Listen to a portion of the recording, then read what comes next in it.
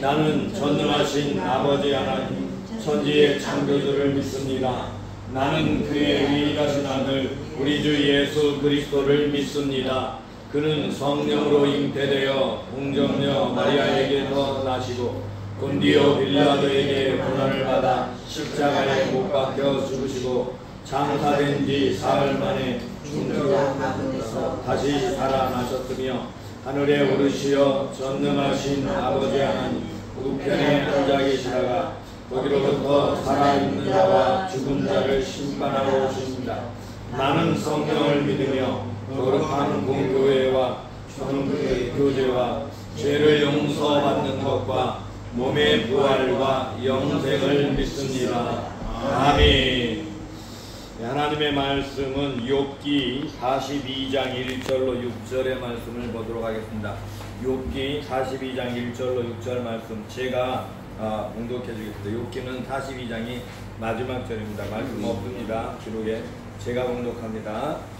욥이 여호와께 대답하여 이르되 주께서는 못하실 일이 없사오니 무슨 계획이든지 못 이루실 것이 없는 줄 아오니 무지한 말로 이치를 가리는 자가 누구니이까? 나는 깨닫지 못한 일을 말하였고 스스로 알 수도 없는 고 헤아리기도 어려운 일을 말하였나이다.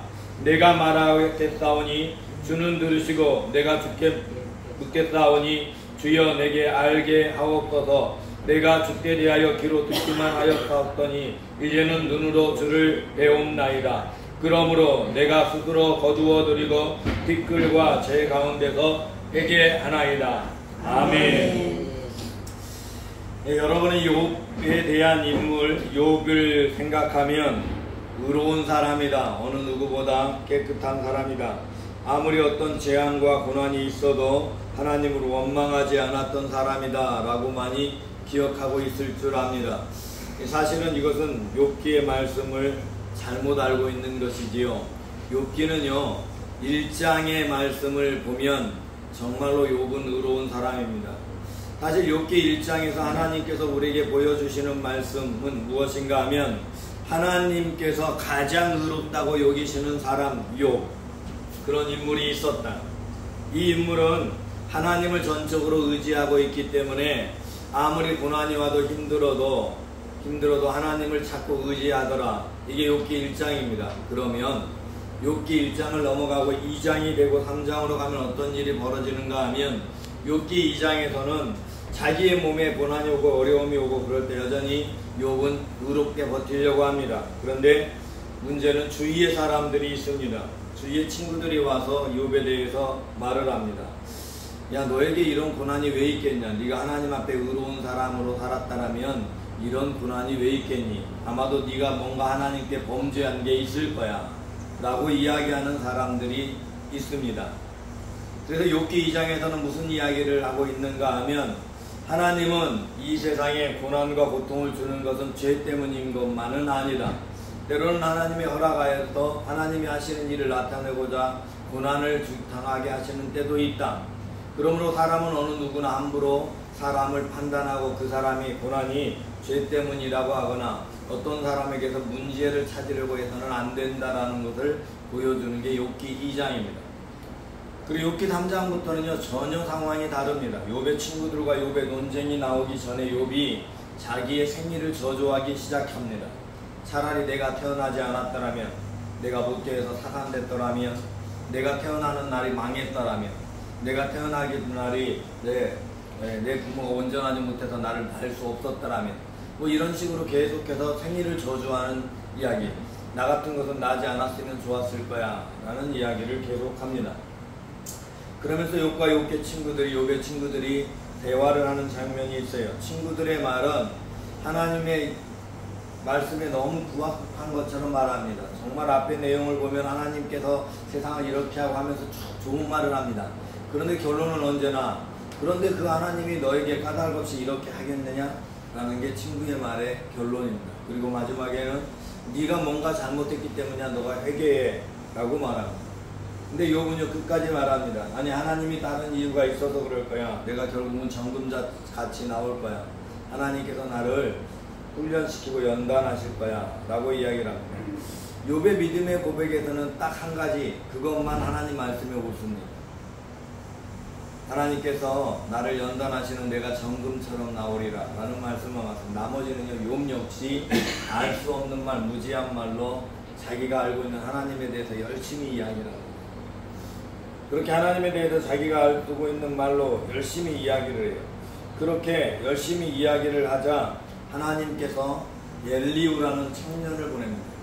욥이란 아무리 모든 사람은 경험 많은 사람들이에요. 33장에 가면 엘리후라는 청년이 나타나서 그들을 책망하는 내용이 나옵니다. 근데 그들을 책망할 때 내용, 젊은 사람이니까 보니까 이 젊은 사람은요 아무것도 경험은 없어요. 근데 젊은 사람의 좋은 장점이 있습니다. 그저 말씀과 원칙에 합당하게 그냥 말을 하지요. 이 말씀과 원칙에 합당하게 말을 해서 책망을 하기 때문에 엘리후의 말은요 다른 어느 누구보다 오히려 하나님 말씀에 훨씬 합당합니다. 그래서 하나님 엘리후의 책망을 모든 사람이 듣습니다. 근데 엘리후의 책망의 내용이 가장 단순하게 말하면 이런 겁니다. 너희는 욥의 잘못을 알지도 못하면서 욥을 정죄할 만한 것을 찾지도 못했으면서 왜 욥을 책망하고 있느냐 라는 게 욥의 친구들에 대한 말이고요. 두 번째로는 그 다음에 욥에 대해서는 이렇게 말합니다. 당신이 어떻게 하나님보다 의로울 수 있느냐, 당신의 생각이 어떻게 하나님의 뜻을 당신이 어떻게 하느냐, 그게 욥의 친구의 말입니다. 그 말이 맞춰주자 하나님께서 나타나십니다. 하나님께서 이제 나타나셔서 말씀하시기 시작하는데 38장에 보면 이렇게 나타나는데 무지한 말로 생각을 어둡게 하는 자가 누구냐? 너는 대장부처럼 허리를 묶고 내가 내려묻는 것을 대답할지니라 라고 말씀이 시작됩니다. 38장 2절이죠. 그렇게 시작되는 하나님의 말씀 속에서 이제 그들에게 말합니다. 내가 세상을 만들 때, 땅의 기초를 놓을 때, 온 세상을 만들어갈 때 너희가 그때 살아있었느냐?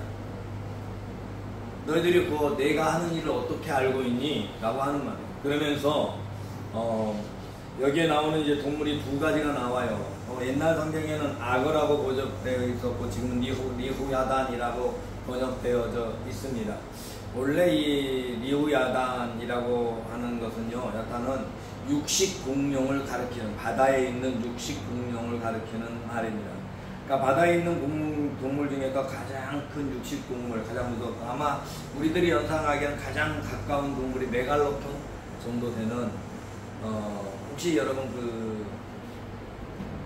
그게 영화 주라기 공원에서 보면, 주라기 공원이라는 영화에서 보면 그 어떤 물 속에서 갑자기 악어 비슷한 게 확 뛰어올라서 생명체 낙하되는 그런 장면이 나올 겁니다. 이때 나오는 동물, 그게 리부야단이라고 합니다. 리우야단.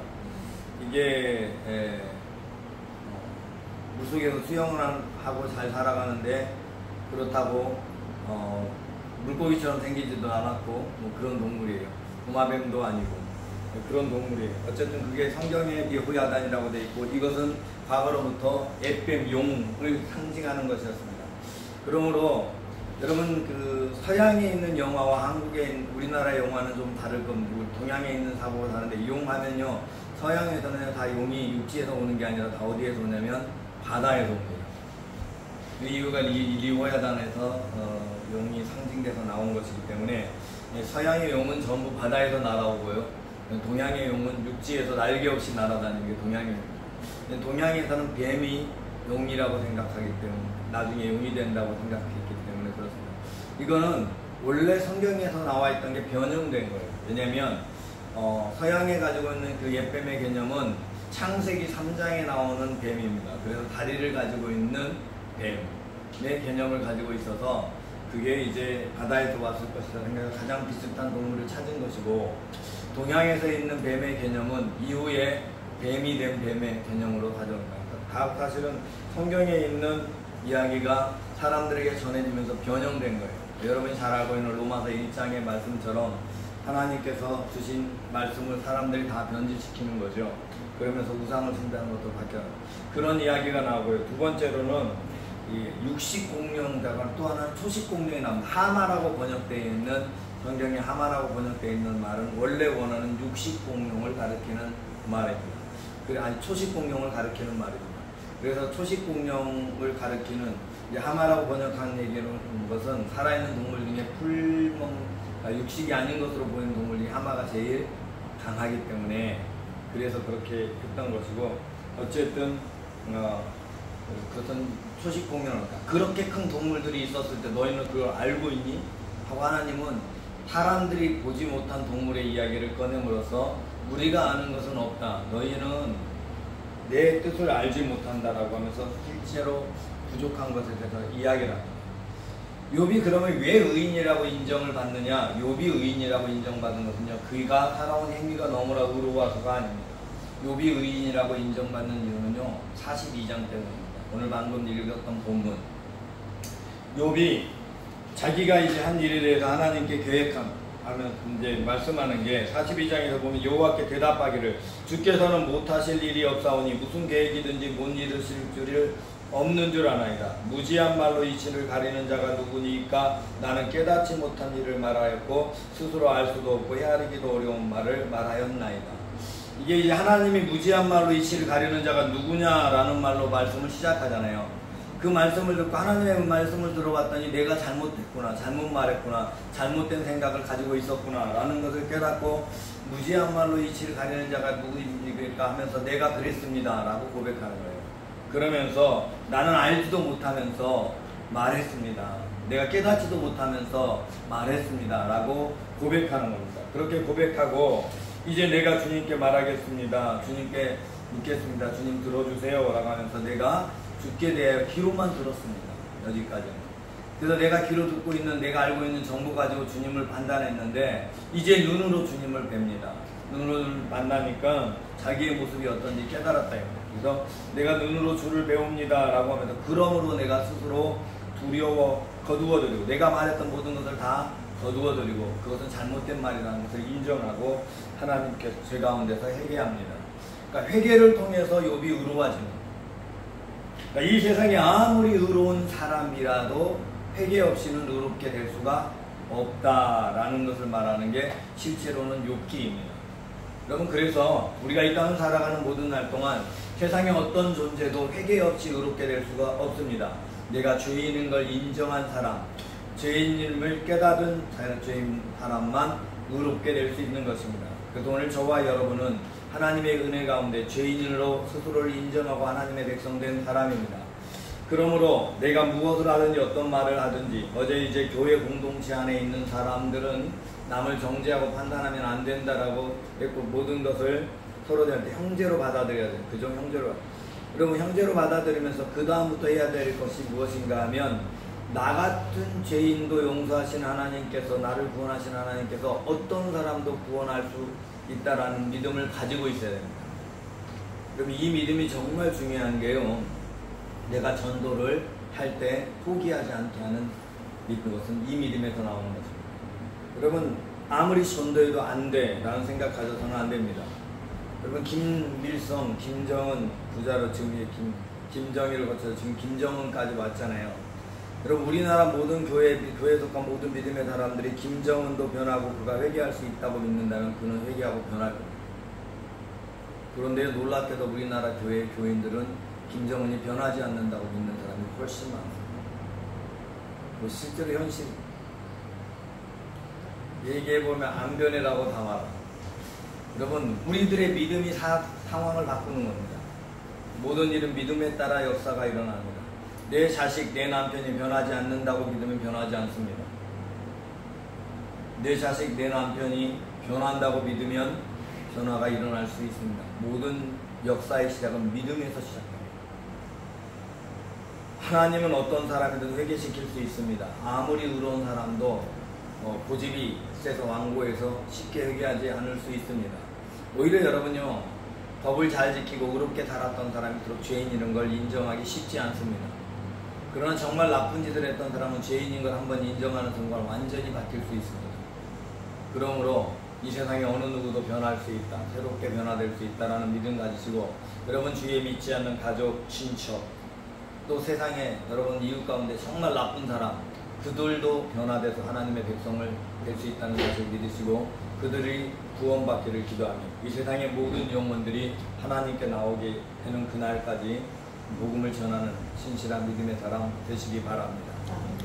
하나님, 오늘 아침 첫 시간 주님 앞에 예배합니다.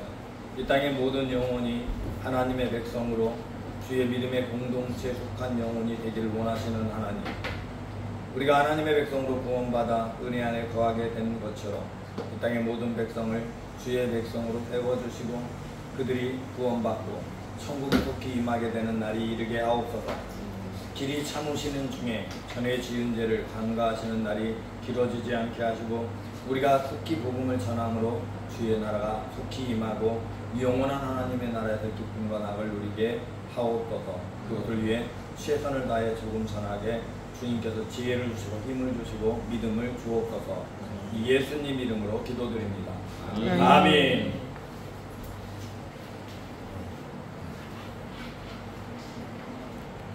자유도 자유롭게 하는데요.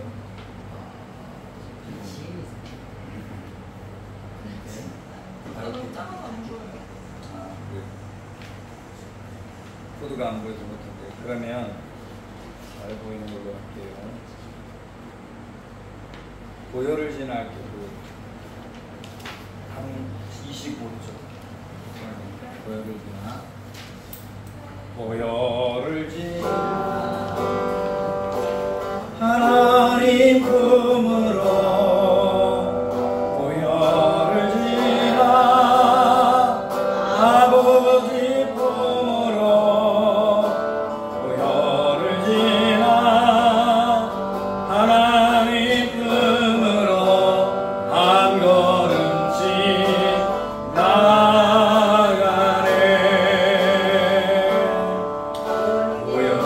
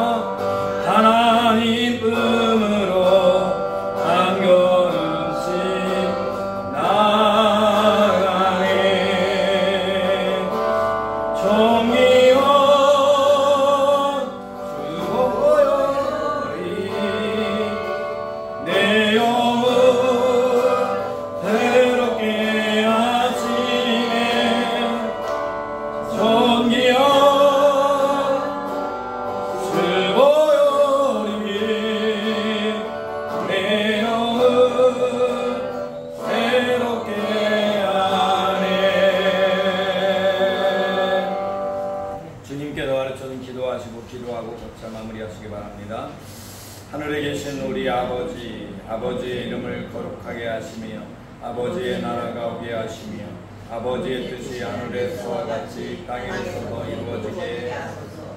오늘 우리에게 일용할 양식을 주시고 우리가 우리에게 잘못한 사람을 용서하여 준 것 같이 우리 죄를 용서하여 주시고 우리를 시험에 빠지지 않게 하시고 악에서 도와주소서. 나라와 권능과 영광이 영원히 아버지의 것입니다. 아멘.